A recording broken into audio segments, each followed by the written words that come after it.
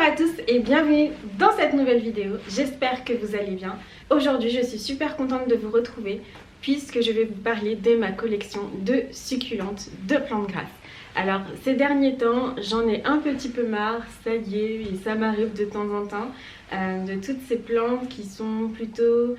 Alors pas forcément difficile d'entretien mais qui nécessite quand même une vigilance, une attention toute particulière. D'autant plus quand ces plantes coûtent un petit peu cher, je trouve que sincèrement c'est assez agaçant. Donc si comme moi vous avez tout de même envie d'avoir un petit peu de verdure dans votre intérieur mais que vous n'avez pas forcément envie d'avoir en permanence le nez dans les feuilles, le substrat, etc.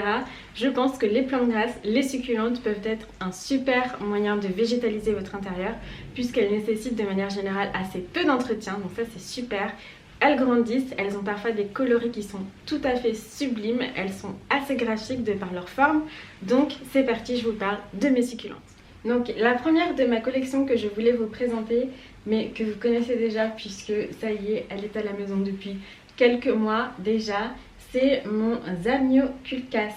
Alors c'est peut-être une plante assez étonnante pour cette collection de succulentes, mais effectivement le Zamioculcas fait partie de la famille des Aracées mais est considérée comme une succulente, donc je l'entretiens comme telle, je l'arrose assez peu. Comme c'est une plante que je n'ai pas depuis extrêmement longtemps, je ne vais pas vous induire en erreur et vous en dire davantage, mais en tous les cas sachez que chez moi elle est voilà, à la mi-ombre et qu'elle se porte plutôt bien puisque voilà, elle fait son petit bout de chemin, elle continue de vivre, donc voilà, c'est mon Zamioculcas. Ensuite, mon Euphorbes Lactea White Ghost que vous avez déjà probablement vu si vous regardez la chaîne depuis plusieurs mois maintenant. Je l'ai reçu de mémoire, je l'avais reçu en septembre 2020. Donc elle est toujours aussi belle, enfin je la trouve toujours aussi belle. Moi c'est une Euphorbes que je voulais depuis déjà quelques temps et j'étais tombée dessus par hasard, donc je suis très contente. Elle se porte plutôt bien, je ne l'ai pas arrosée de tout l'hiver, mais ce que je vais faire tout à l'heure avec vous en toute fin de vidéo, c'est que je vais la resurfacer puisque je compte l'arroser. Les beaux jours sont arrivés, il fait aujourd'hui environ 20 degrés, donc je pense que pour un premier arrosage cette année, c'est un petit peu l'idéal.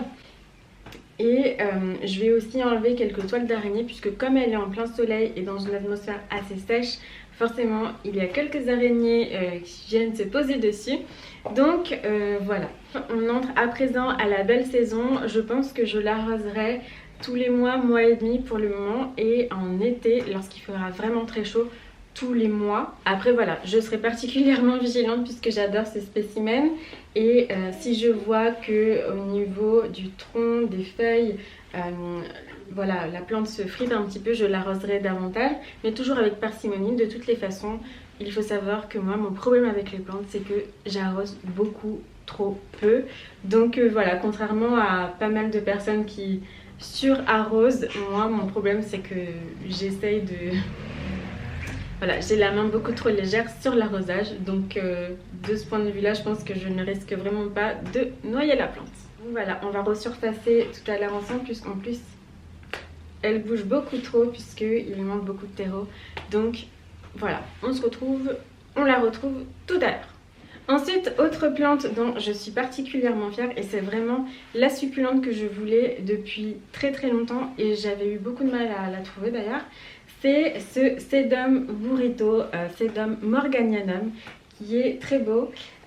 D'ailleurs, avant de commencer de vous parler vraiment de la plante en elle-même, je voulais vous remercier puisque sur la dernière vidéo, je pense que c'était la dernière de la chaîne ou l'avant-dernière, je ne sais plus vraiment, j'avais fait une update de mes cache-pots 2021 et je vous avais parlé de ce cache-pot qui m'effrayait légèrement. Et je vous avais dit, j'ai pensé à mettre mon Sedum burrito mais je n'en suis pas sûre, et vous avez été assez nombreux à me dire qu'effectivement ça serait une bonne idée. Donc auparavant mon Sedum était suspendu juste là derrière sur les petites étagères et donc maintenant il est posé juste ici à côté de mon Euphorbes, donc c'est assez sympa.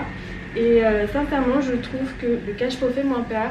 La couleur blanche met vraiment en valeur la plante et ses petites feuilles qui sont d'un vert assez clair. Cette plante, ça fait environ 8 mois à présent que je l'ai et elle pousse tout de même relativement vite, donc c'est super pour une succulente.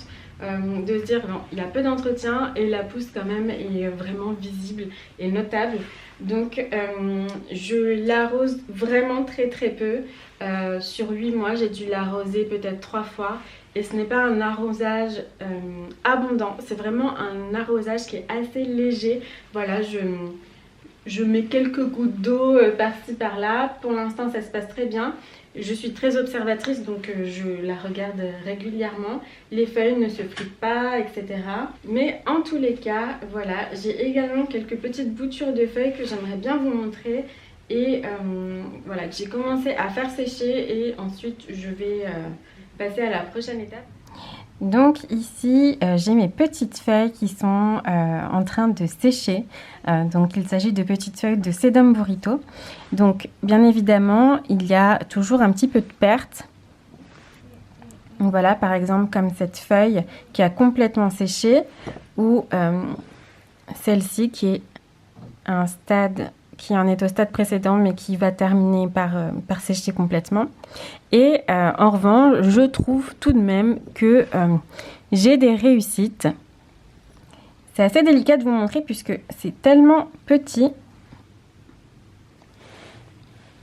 Ah, génial, je pense que ça se voit un petit peu mieux ici. Donc vous avez une toute petite racine qui est là au bout, qui est en train de se former. Et donc tout à l'heure, avec celles que j'estime être prêtes, je vais simplement les mettre sur une petite... alors je sais pas si je vais prendre un pot ou une sorte de petite barquette en plastique là. Mais je vais mettre du terreau pour cacter. Et je vais simplement les poser sur le terreau pour qu'elles puissent davantage raciner. Et à partir de ça, me faire de nouvelles feuilles. Donc une nouvelle plante par la suite. Bon, je pense qu'il faudra être relativement patiente, hein, mais... je pense que c'est en bonne voie. Donc là, vous voyez super bien. Je suis contente de mon appareil photo. Ça fait déjà depuis 2016 que je l'ai. Donc il a bientôt 5 ans et il fait quand même un bon focus. Donc c'est super. Ici sont mes toutes petites étagères murales. Voici mon Senecio Roleanus.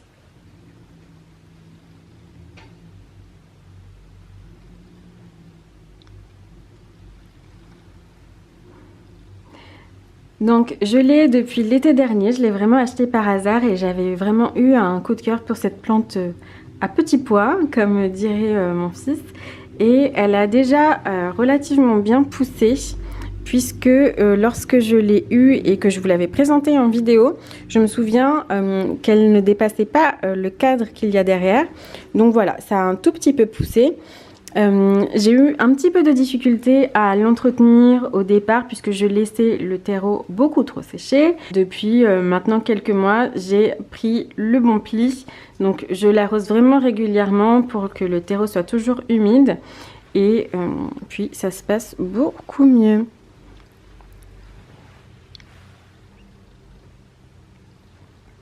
Alors...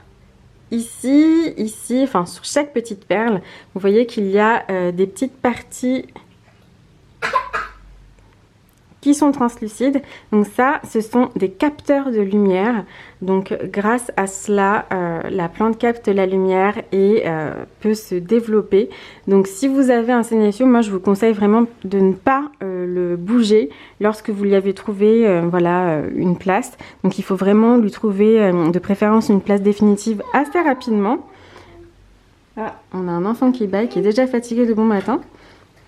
Et voilà, vous voyez, j'ai également quelques petites pousses, etc.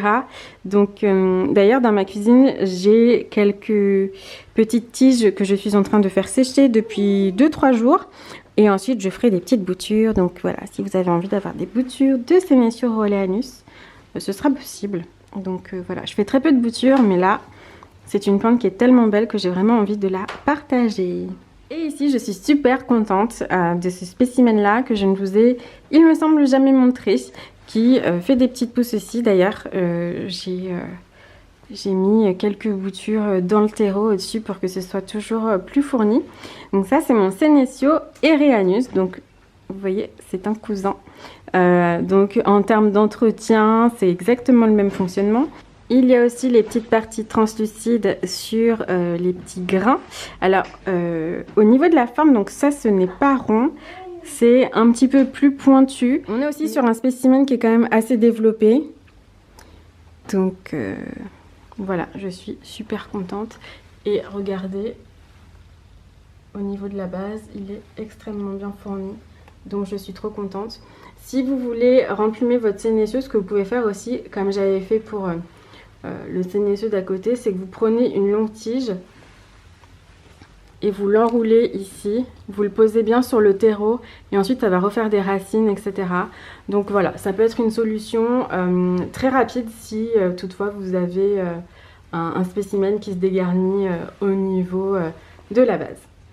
Donc comme je vous le disais tout à l'heure, il bouge énormément, on voit beaucoup le tronc. J'essaierai de vous filmer ça de plus près tout à l'heure pour que vous puissiez vous rendre mieux compte.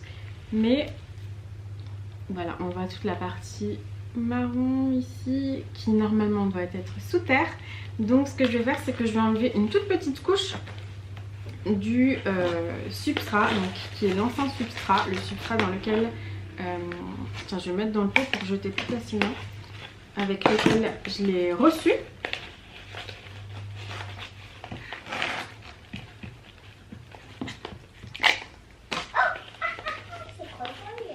Oh, il y a une super longue racine qui est là. Bon. À savoir que ce que je fais là, c'est vraiment du provisoire, puisqu'ensuite je compte le passer dans un pot en terre cuite. Voilà, je m'étais posé beaucoup de questions quand je l'avais reçu. Beaucoup m'avaient conseillé de le passer dans un pot en terre cuite. Et d'ailleurs, j'en ai acheté un qui est super beau. Je vais vous montrer. Hop, j'ai acheté ce pot en terre cuite, donc ce sera le futur parent de mon eupharbe. Et ça résonne un petit peu quand je parle, mais à proximité. Mais qu'est-ce que vous en pensez? Je le trouve super beau avec ce petit dégradé là de couleur. Voilà. J'ai beaucoup aimé, donc cet été, je le passerai dans ce pot en terre cuite là. Je pense que ça sera super beau, les deux couleurs ensemble. Et puis ce sera quand même beaucoup plus approprié. Donc voilà, génial. Et c'est parti, je vais resurfacer en essayant de ne pas trop me piquer, puisque quand même il pique ce White Ghost. Donc je vais peut-être essayer avec la petite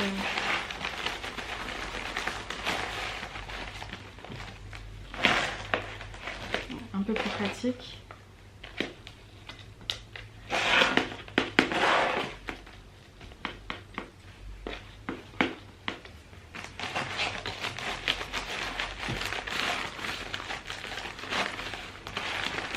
Donc c'est top puisque le substrat il est toujours bien humide avec la marque Undergreen, ce qui n'est pas forcément le cas d'autres substrats que j'utilisais avant, d'autres terreaux pour plantes vertes où ça arrivait complètement sec, le sachet n'était pas du tout, ne préservait pas du tout l'humidité, donc ça allait toujours réhumidifier et puis c'était pas vraiment top. Donc là je suis toujours très satisfaite. Donc génial, maintenant j'ai juste à aller passer un filet d'eau, resurfacer, arroser, donc maintenant il n'y a plus qu'à remettre en place. Donc voilà, c'est tout pour cette vidéo, j'espère que ça vous a plu. N'hésitez pas à me dire voilà, quels sont vos 3-4 succulentes préférées. Je ne connais pas énormément de spécimens à part les Echeveria, etc.